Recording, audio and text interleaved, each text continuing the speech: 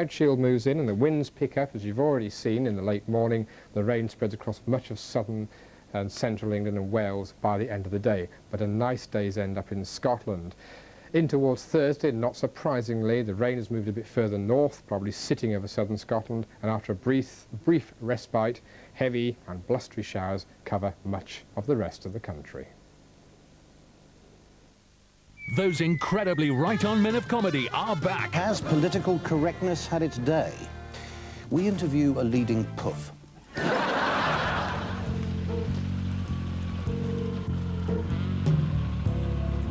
Be cool. You keep asking for it, and we've got it. Smith and Jones back in a new series tomorrow, 9:30 on BBC One. These are the moments that make life worth living.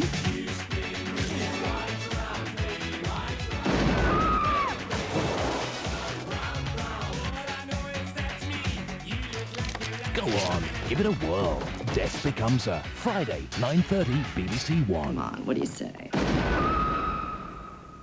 Chevy Chase, alias Fletch, that wise-cracking news hound who couldn't sniff out a good story if it bit him on the nose, lives in 50 minutes.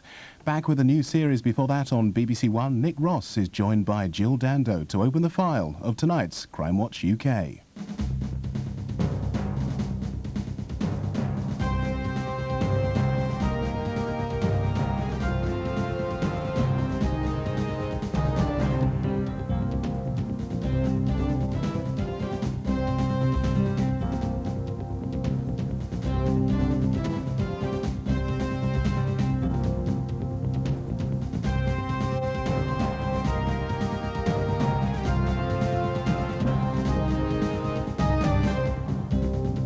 Welcome to the new series, a new home for the programme, a new Tuesday slot and a new partner in crime.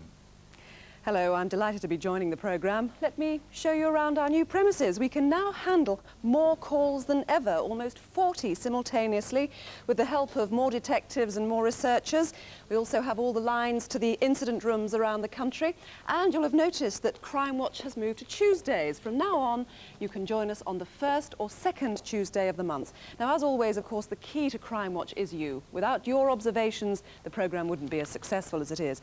We rely on you to spot clues and recognise details that hopefully will lead to the criminals being caught. There's been a lot of response to the June programme, and we'll hear about that later. The first appeal tonight is, well, just that, an appeal. To be blunt, there are precious few clues. All detectives hope for is that someone in Oxfordshire has their conscience stirred and comes forward with their suspicions. It's frankly one of those crimes that, however rare, far less than one's chance of being struck by lightning and all that stuff, is nonetheless very hard indeed to solve without someone calling in with names and sightings. The victim was Vicki Thompson, who lived in Ascot under Wychwood. Vicki was I can't describe how she was. She was just a very loving mother. She was a very caring wife. She always found time for me and for the children. Come on, Willie, come on, have a drive. She put 100% of energy into everything that she did. Ooh, not mummy, right?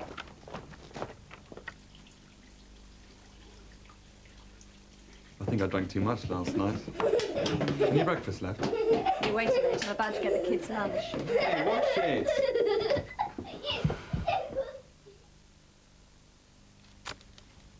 Jonathan, I was going to take Daisy for a walk. Okay. I'll try and give your car a wash. It's filthy. Bye. Bye. Half a mile away, a local man was walking past King's Standing Farm near the Charlbury to Burford Road. As I peeked through the hedge, I could see this man stood there with no clothes on. And as I moved towards the hedge, he moved away.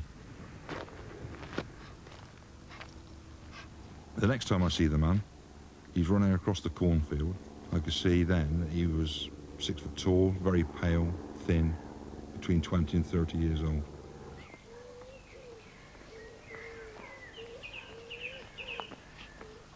If you leave it there, I'll trip over it. At about 4:15 p.m. on the London to Hereford main line, did you see anyone near the track between Charlbury and Kingham that day? Saturday, the 12th of August.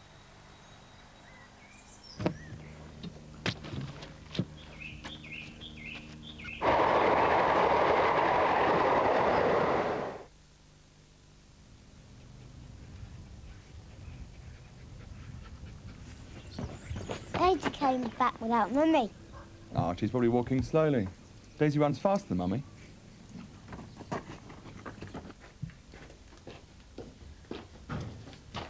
Key? When Daisy came home on her own, I didn't immediately see any cause for concern, as I expected that Vicki would soon come round the corner, that maybe she'd sent Daisy up the road and was talking to a friend. But as time wore on, I realised that something wasn't right. Strap in now. I needed to go out and look for her. What's that?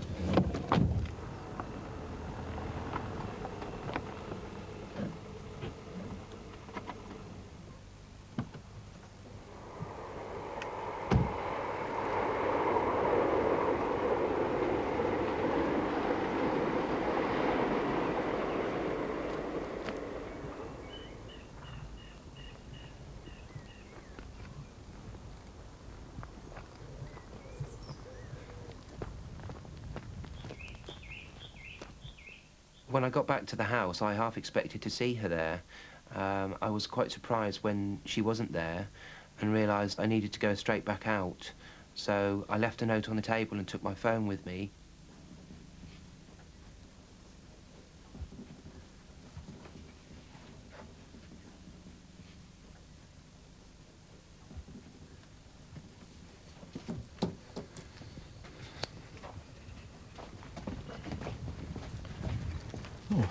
Haven't seen Vicki, have you? No, we haven't. Dog's come home without her. Been up to the lane, there's no sign of her. Well, look, we'll go down and have another look. Jonathan, haven't heard from you for... Vicky's not with you, is she? She's missing. I thought she might drop by your place for tea on her way back or something. No, she definitely hasn't been around here. Look, I'm popping down the lane in a minute, so I'll have a look if you want.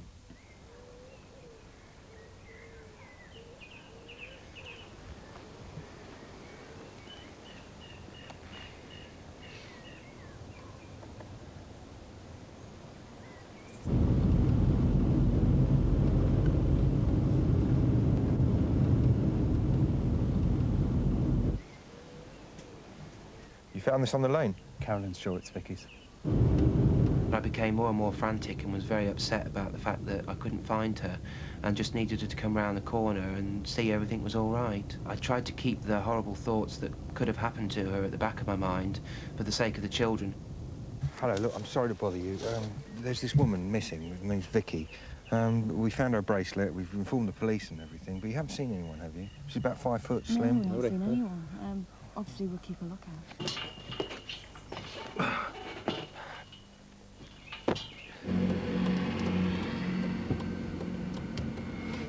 Looks in a bit of a state, that chap, didn't he?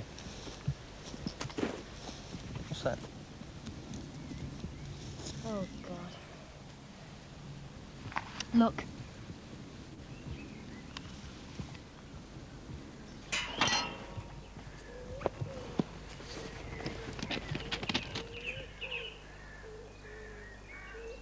Vicki!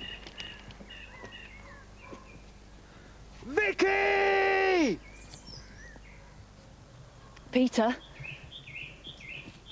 What's that? Look. No, don't go in there, look. I'll go and get that bloke. I was terrified that the attacker might still be in the area. Hello? Excuse me! You come quick, we found something! Whereabouts? There, in the field. Where? Just through there. No, run to the nearest house. Call an ambulance.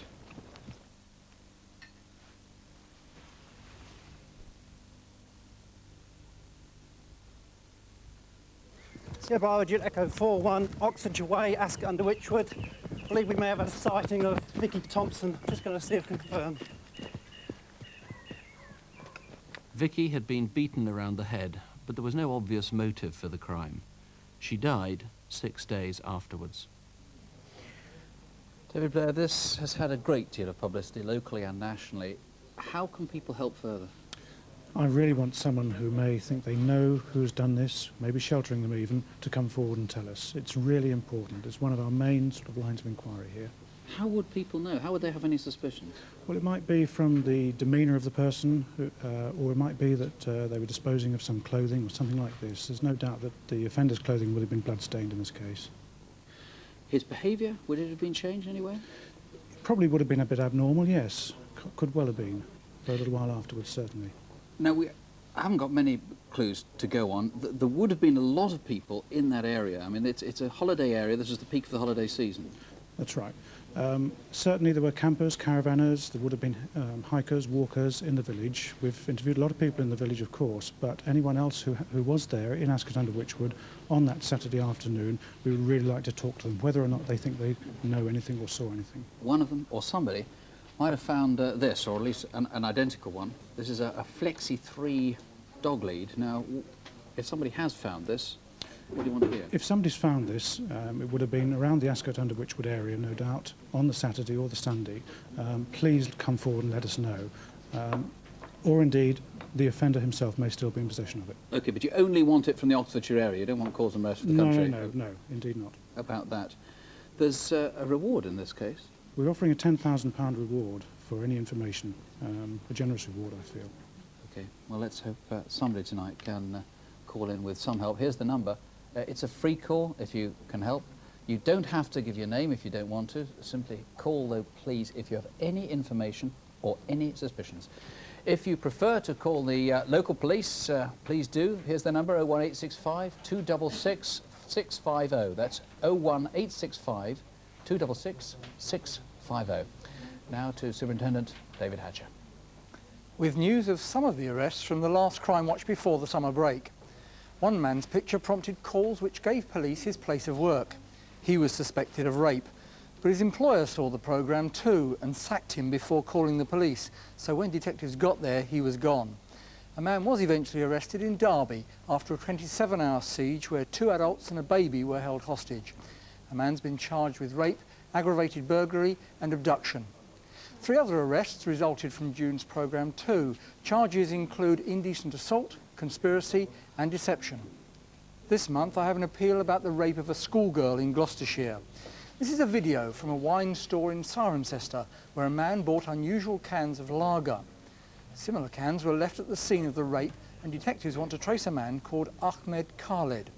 He's Bangladeshi and worked at a local restaurant but disappeared next day. He's medium height, slim, aged 24 and he may have a small scar on one of his cheeks. He speaks German and possibly Dutch, but very little English. Incidentally, this is what he sounds like. My name is Ahmed. I lived in London. 3 years ago, I came in London. My family lived in Bangladesh. I live in small town. Maybe next year I will come. Sometime I'll call of my house. Next week I'll call and I talk of my mother. I work in cook, you know cook. I'll make of curry. Little bit I enjoyed it.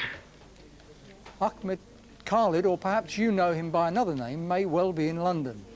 Do please call. The local police are on 01242 276 513. That's 01242 276 513. And now to one of the biggest thefts of cash in transit since the Great Train Robbery of 1963, and certainly the biggest reward Crimewatch has ever dealt with, a hefty £250,000. It's 7:15 on the morning of Monday, July the 3rd.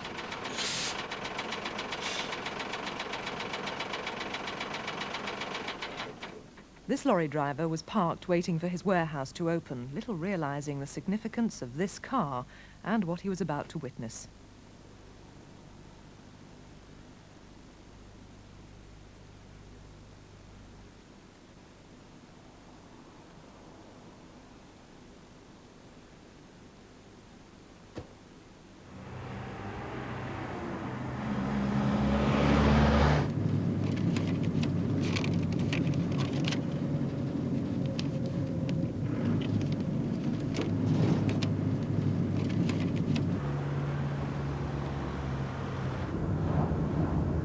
was 10 to 8 in the morning.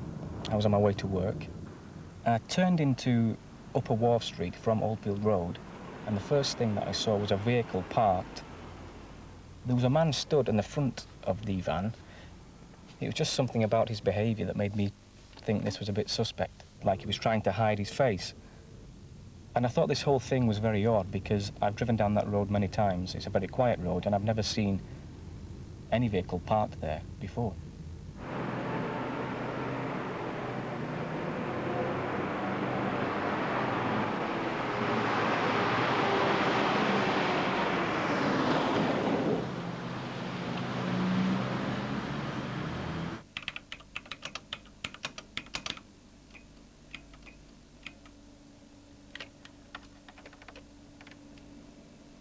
Mr. Burgess, Securicor's arrived with the cheques.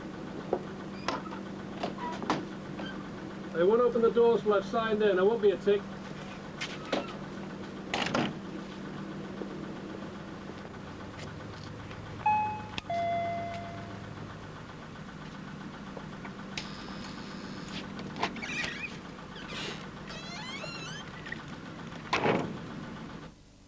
Morning, Trish. Good morning. How are you today? Good, thanks. Inside, the bank's security arrangements were very tight. The guard was now held in a locked area and couldn't get out until the door was released by the clerk.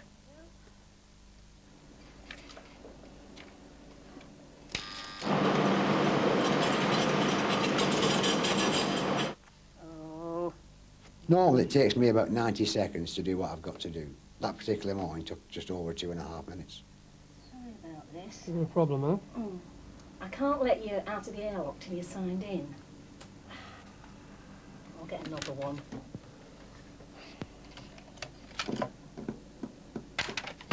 There's men outside with masks! Help! Help! Somebody help! All this time I'm just stood where I am. I can't go forward and I can't go backwards. And I just couldn't do nothing at all. Presumably all they wanted was a hostage. What's happening? Phil, it's Trish. Get the police. Quick. There's a raid on. Quick, get the police. Trish, listen to me. What's happening? Just stay there. Your van's gone.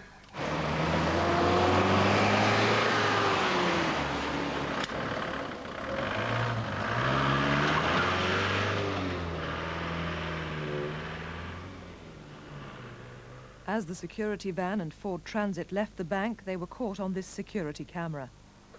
Less than half a mile away, as they turned off Liverpool Street and into Gloucestershire Street, they almost collided with a blue car coming the other way. Police urgently need to trace its driver.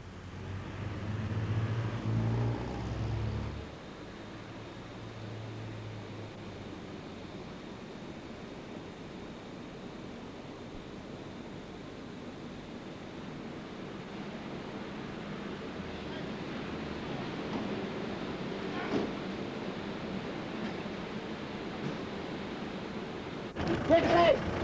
Get the engine running! Come on, keep loading these bags! Make sure he can't see! You say they left in the van, 2 of them? Obviously I'm thinking about how my mate is, you know, what have they done to him, or yes, that's right. What are they doing to him? They left here about 2 minutes ago. Quickly, quickly, keep loading them in the bag! Go. Get sure he's tight. I'm really worried about my mate. Have you heard anything? Don't worry, we're doing all we can. Don't worry. Get the engine running! Come on, keep loading these bags! One more! And in! Go, go!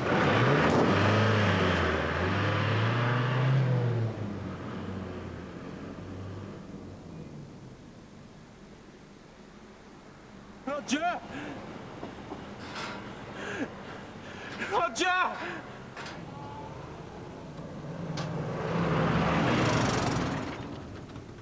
Half a mile away, the robber's truck was seen for the last time driving out of the area on Oldfield Road.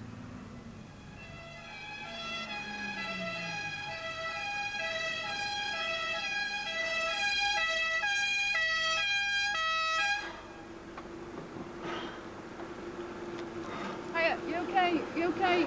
You're right. Just calm down. Take it easy. Listen, lift your head back. Let me just take it easy. Let me just try and get these off your eyes. Take it easy.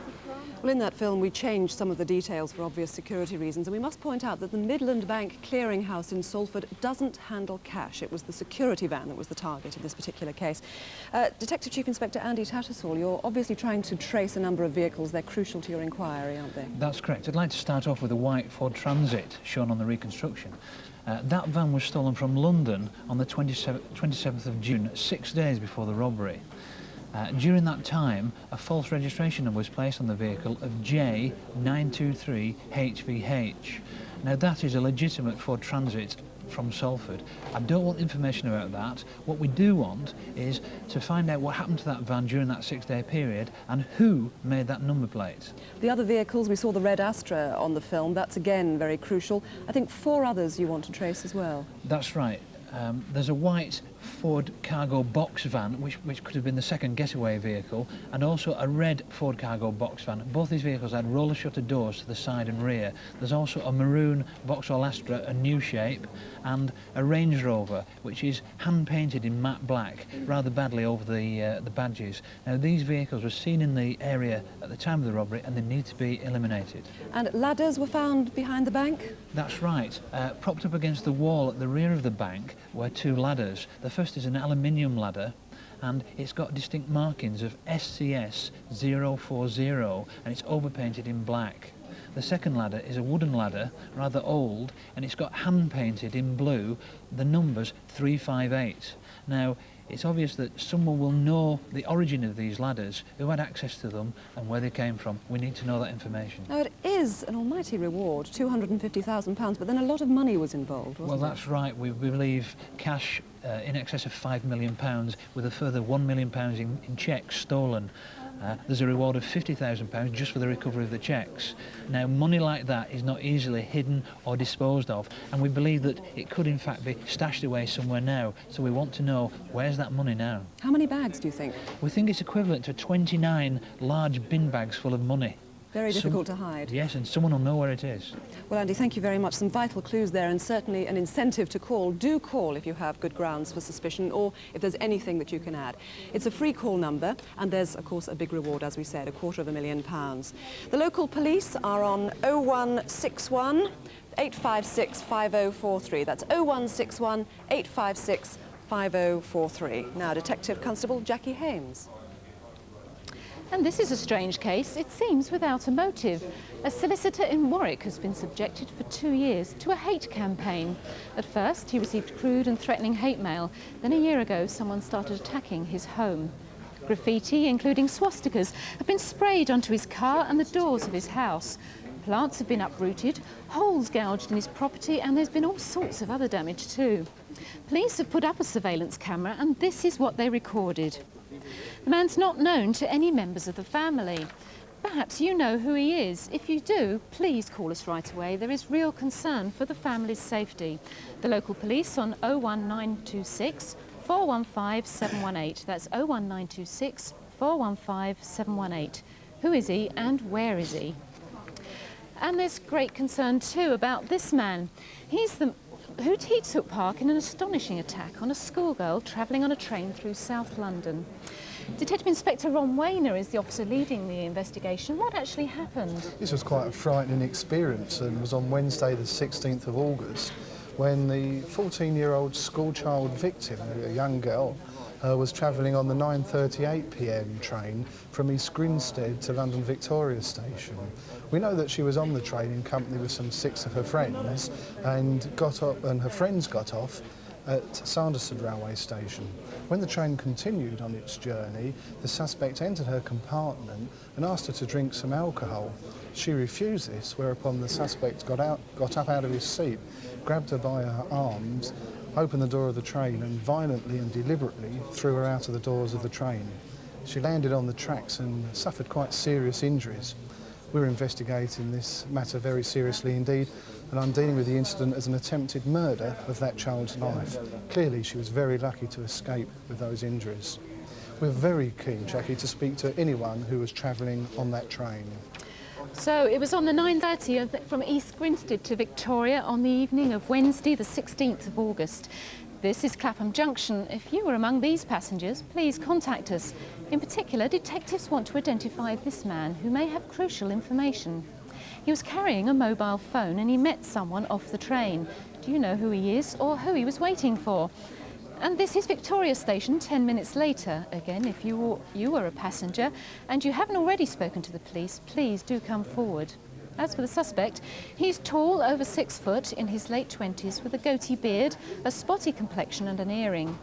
And as for the victim, well, she was terribly injured and was lucky to survive. The local police are on 0171 957 1123. That's 0171 957 1123. Well, we've got a lot of response so far. The Vicki Thompson murder, we've had more than a dozen calls suggesting that they'd all seen a naked man in the area on that day. A police officer in London is dealing with a similar incident. We hear that there's been an attack on a woman by a suspected naked man, and that police officer will be liaising with the incident room dealing with the Vicki Thompson death. One person has actually put a suspect's name forward. We'll be dealing with that as well. There's also a sighting of a suspicious man in the area 7 days after the attack.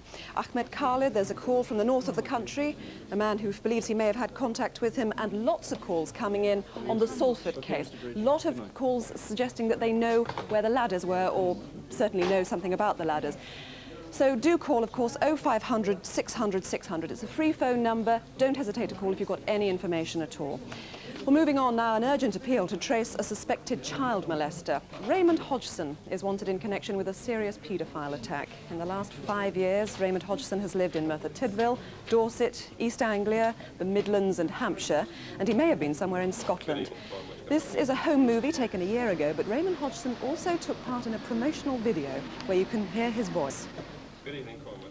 Now, the magazine itself, it works out roughly 25p a week. You bring it around every 4 or 5 weeks. And the agent actually delivers that to the door for us. And what you actually do is you pay her the 125 or him the 125 when they actually deliver the magazine to you. That's all we actually do. Would you like to try it for a little while, so you get on with it?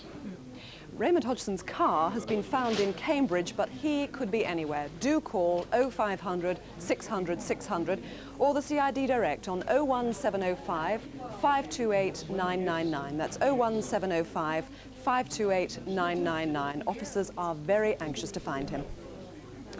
David Hatcher gave some details earlier about arrests that resulted from our last programme back in June. I can add a bit more on progress on 3 other cases. First, a robbery in Stanford-le-Hope. You may remember the reconstruction. 75 viewers called, several with the same name. Detectives are still working on the case. Then the murder of Simon Shannon. One caller in particular gave information that might prove crucial, but it's still subject to some complex inquiries, and the outcome won't be known for several weeks. Another important sighting of Natalie McLean has emerged. In the week before Easter, she was at the Saturdays Club in Manchester in the early hours of Wednesday, the 12th of April.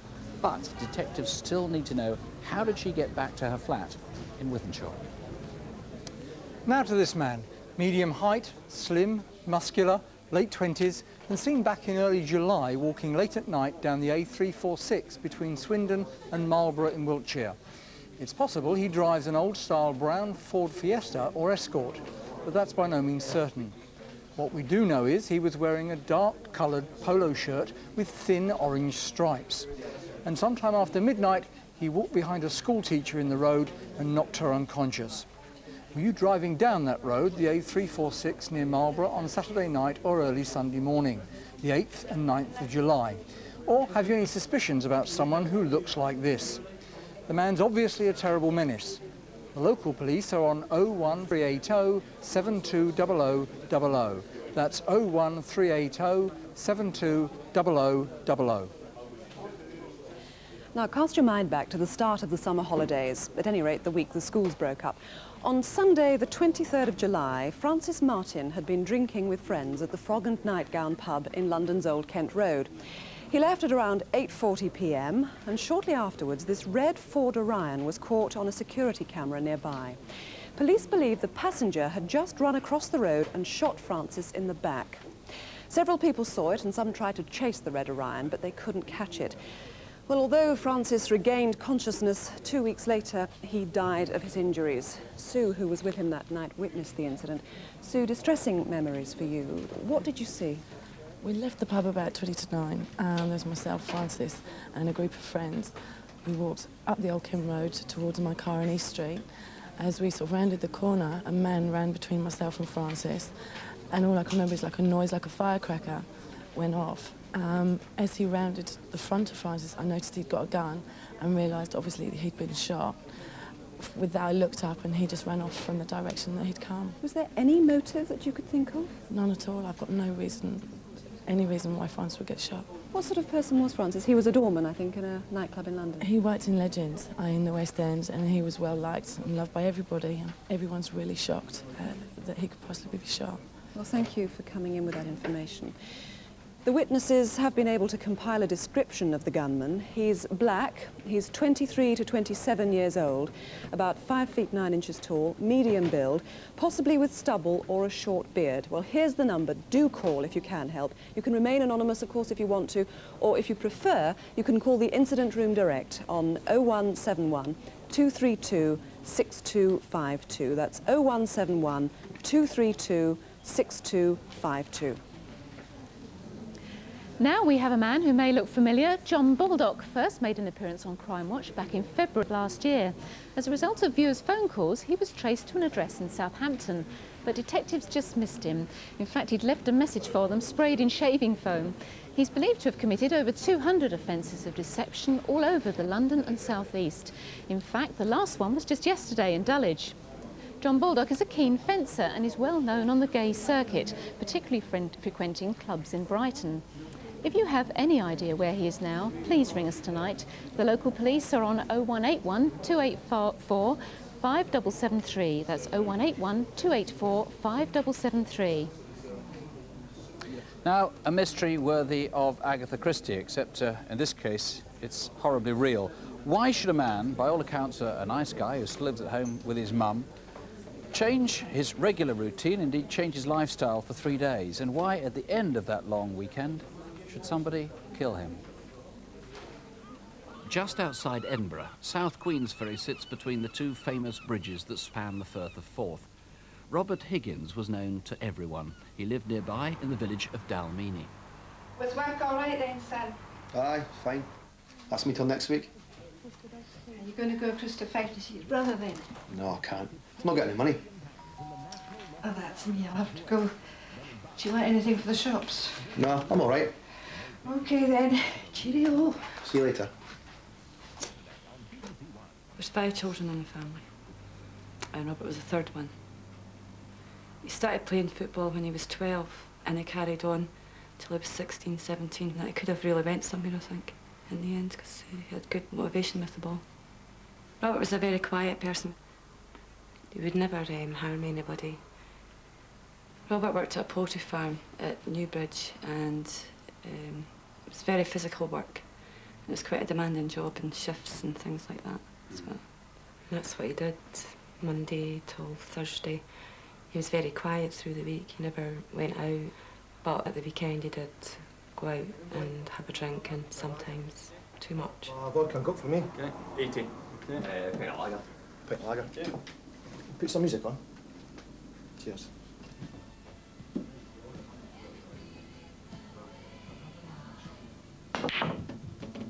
Oh, we're going to have ticket listing tonight. Why, where do you want to go? Catlands? Aye.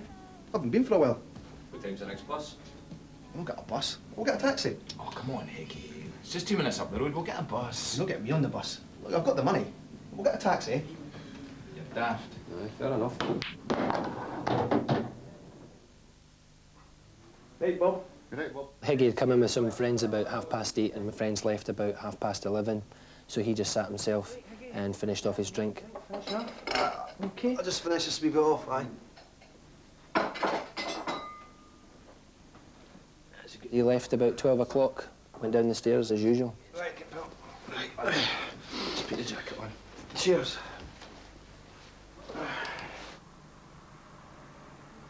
When in Kirkliston, Robert would often doss down with a friend or get a taxi home. Tonight, the friend was busy, and at first Robert couldn't get a taxi.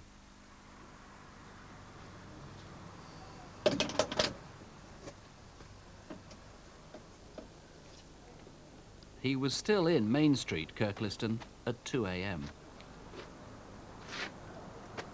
He didn't go home on the Thursday night. He obviously had somewhere that he was going to, and I found it quite unusual that he didn't phone my mum, which he would normally do. He would always phone my mum to say he was stopping out. But by 11:30 on Friday morning, alone at a local hotel, Robert was seen again. Why was he here? And where did he spend Friday lunchtime until the early evening? It was about 8:15 and I was on my way to the shop and I saw Higgy standing outside the Queen's Retreat. He was speaking to a man in his late 30s to early 40s, about 5'8" to 5'10", and had dark brown hair. We found that really unusual with Robert not going into the Queen's, so he must have been waiting on someone outside, and it was a Friday night, so he hasn't still phoned home and he still hasn't contacted the family in any way. Then, for the second morning running, Robert turned up alone at the Forth Bridges. Who was he staying with nearby? And again, where did he spend the rest of the day?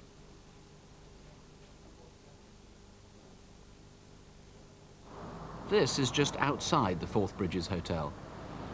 I was going to the bingo at the ex-servicemen's club in South Queensferry, and I got off the bus at the Southside toll, and I looked right and saw Robert walking down from the flyover, and I just had a quick glance and walked on.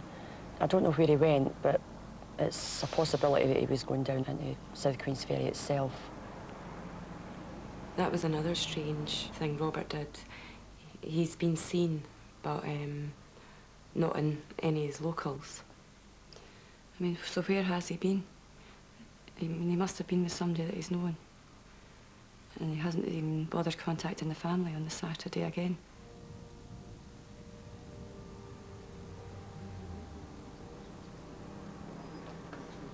It was Sunday. I'd been to Queensferry Parish Church and I left there about 11:20. I went into Morrison Gardens and I saw Robert coming along the road. I knew Robert from school, but the people he was with I didn't know. I thought that they were looking quite worse for wear. Were you among this group? Or do you know who they were? Robert wouldn't sleep rough. He wasn't the type of person who would just go to a park bench, sit down, go to sleep. He was scared of the dark. I can't imagine him sleeping out in the dark. You know, we feel Robert stayed somewhere over that weekend. We feel someone maybe seen Robert coming and going that weekend. Next day, Monday the 1st of May, Robert Higgins' body was discovered at a quarry 3 miles from his home. He'd been stabbed. Superintendent Jackie Watson, you're convinced this is a local crime, local people have the solution to it? Yes, this has been a local inquiry and the answer almost certainly lies locally. But tonight's reconstruction gives the community in South Queensferry and Kirkliston the first opportunity to really see the sequence of events that leads up to the Robert Higgins' death that weekend. And we hope this will jog some memories. But more importantly, I feel that Higgy was such a well-known character in that community that I feel the information that's been coming into us has been very, very slow, simply because the public there feel that we know that information already, and that's just not the case.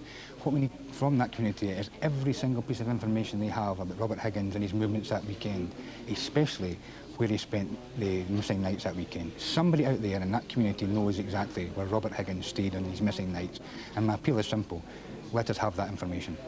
0500 600 600, 0500 600 600 is our free call here. Now that couple in Morrison Gardens, you've got quite good descriptions of them now since we did that reconstruction, particularly the woman. Yes, the female, she's slightly different from the person portrayed in the reconstruction. She's slim to medium build and around 5'5", which is white, 45 to 55, black curly perm, collar length hair, wearing a blouson style jacket and light coloured trousers. The jacket itself is light coloured as well.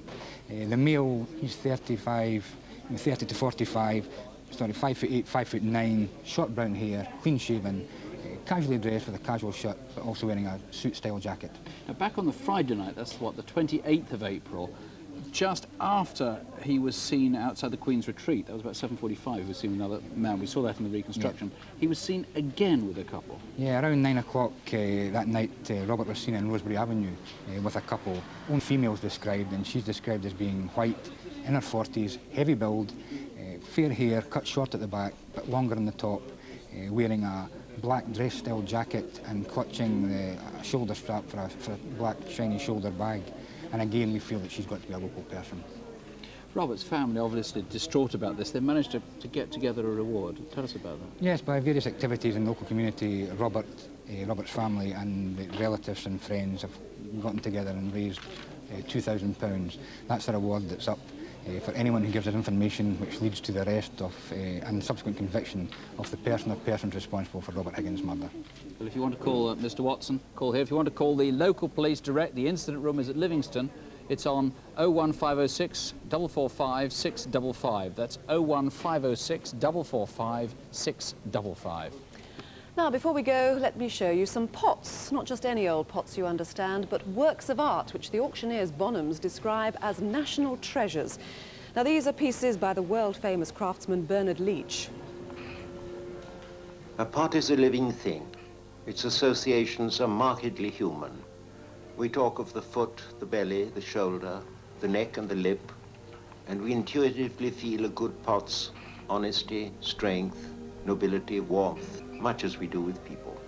He died some years ago, and since then, the value of his work has multiplied. It was a good collection. They were birthday and Christmas presents to me, and very often I had a choice. I mean, I had selected a good many of them, and I have a good eye for pots. On Sunday, the 6th of August, the most comprehensive collection was stolen. Well, here are some of them pictured in catalogues and books. His museum in St Ives is next door to his widow's home. It's a wooden building, but it never dawned on us that I have non-breakable glass and good locks and all that sort of thing, but we never had dawned on us that somebody would cut a hole on the wall. Well, indeed, the majority of his pots were stolen that night. Those left are in museums around the country, including the Victoria and Albert in London and the Tate in Cornwall. They are obviously very collectible, so if you've been offered any recently, please call the local police on 01209 611 222. That's 01209 611 222. Well, I'm still trying to catch up on the calls, and tremendous response tonight. Indeed, on the Vicki Thompson case, frankly, the officers in charge have said the response has been really excellent. A whole number of names have been put forward, a remarkable number of people calling with incidents about this so-called, well, this naked man who was seen there. Incidentally, perhaps we ought to make an appeal. It is just possible that this man was entirely innocent. There's nothing wrong with being a naturist running around a field. And if it was you and you're prepared to call in, for heaven's sake, do so. 0500 600 600. Get eliminated from this inquiry. On the Salford robbery, again, a phenomenal response. We've got calls on the cars, on the ladders. We've got names, no doubt stimulated by that extraordinary £250 million reward on Raymond Hodgson, possible sightings in the north of England. Really a quite remarkable response. Incidentally, here is a reminder of 4 of the faces that we've shown tonight. Top left, and we've got a lot of calls on him, Ahmed Khalid. Next to him is Raymond Hodgson. Bottom left, John Baldock. Finally, this man on the right, who is he? Well, we hope we'll have a lot more news on Crimewatch Update at 11:45 tonight. As always, our lines here in the studio are open until midnight. Do call on any of our cases, 0500 600 600.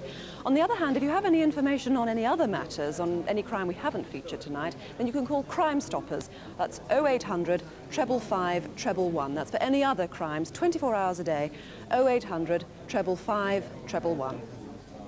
As Joel says, we and the detectives will be back live in, 90 minutes with the update. If you don't plan to stay up till 11:45, we'll do have a carefree month. Join us on the first Tuesday in October. Don't have nightmares, do sleep well. Good night.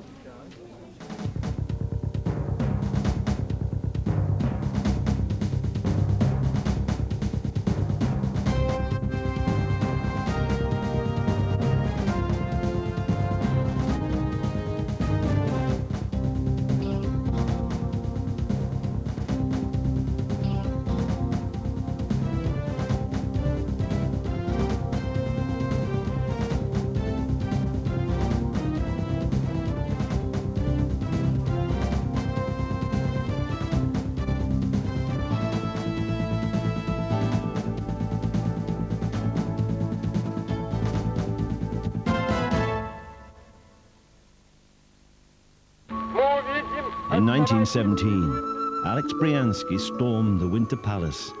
I ran up the stairs and stumbled into a big hall where there was a whole detachment of officer cadets with their rifles at the ready. I shouted, "Throw down your rifles." And they threw down their weapons as if to order. He was part of the 20th century in the making. We call it People's Century. Part 1 starts on Wednesday, 13th of September on BBC One.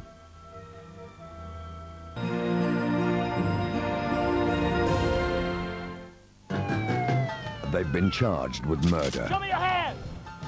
They could fry. We're going to run enough electricity through him to light up Birmingham. And he's their only hope. Nobody pulls the wool over the eyes of a Gambini, especially this one. Joe Pesci is My Cousin Vinny, Saturday, 8:05 on BBC One. Wisecracking film comedy now on BBC One. Chevy Chase is back as that claptrap news reporter, a master of disguise and little else.